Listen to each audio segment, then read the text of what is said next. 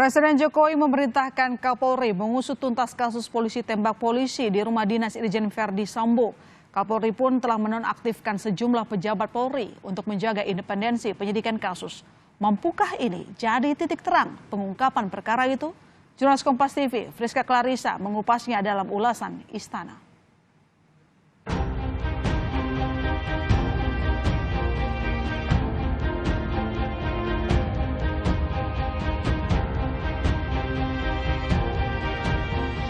Cuma kita minta diproses hukum, sudah diadili seadil-adilnya. Usut tuntas, buka apa adanya, jangan ada yang ditutup-tutupi. Saya telah membentuk tim khusus yang dipimpin oleh Pak Wakapolri.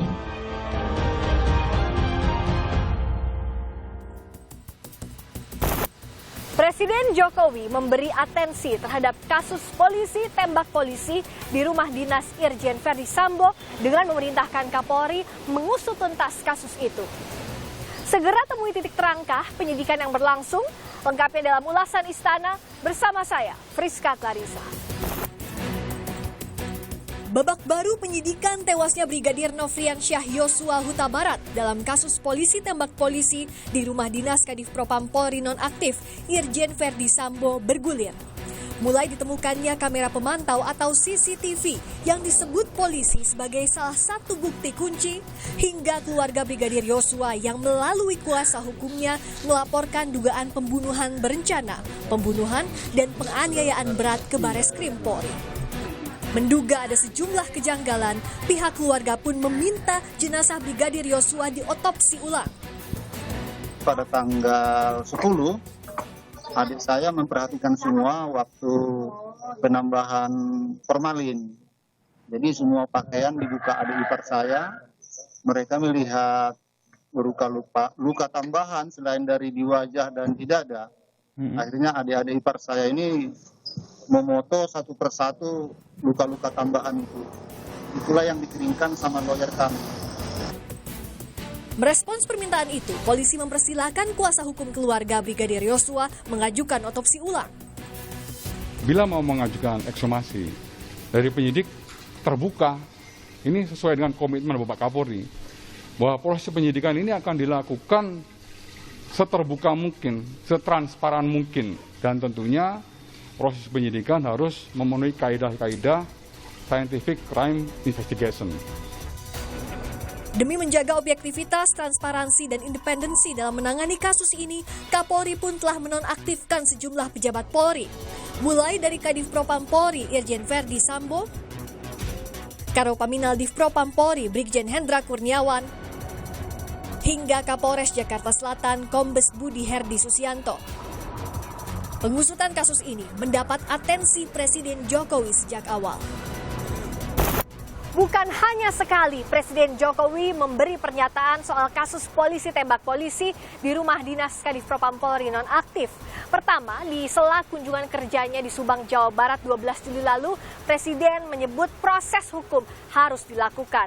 Selang sehari setelahnya di Istana Merdeka Jakarta di hadapan para pemimpin redaksi media nasional, Presiden Jokowi kembali menegaskan, tuntaskan, jangan ditutupi, terbuka, jangan sampai ada keraguan dari masyarakat.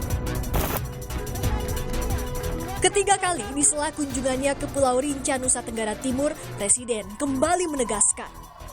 Saya kan sudah sampaikan, usut tuntas, buka apa adanya, jangan ada yang ditutup-tutupi. Transparan, udah penting untuk agar masyarakat tidak ada keraguan terhadap peristiwa yang ada. Ini yang harus dijaga. Kepercayaan publik terhadap Polri harus dijaga. Menko Polhukam Mahfud MD pun mengapresiasi langkah Kapolri dalam membentuk tim khusus yang terdiri dari berbagai unsur agar membuat terang perkara. Sudah tepat ya, Kapolri membentuk tim yang terdiri dari orang-orang kredibel yang saya kenal semuanya. Ada Gatot Edi, ada Doviri, kemudian ada Pak Wisnu, lalu ini nanti akan bergandeng tangan dengan Kompolnas yang saya pimpin dan Komnas HAM yang juga dipimpin oleh Pak Damane dan kawan-kawan untuk mengusut kasus tembak-menembak di rumah Bapak Ferdi Sambo. Publik menanti kerja tim khusus dalam menyingkap kasus polisi tembak polisi. Dalam komitmen itu tak boleh ada sedikit pun celah ruang manipulasi.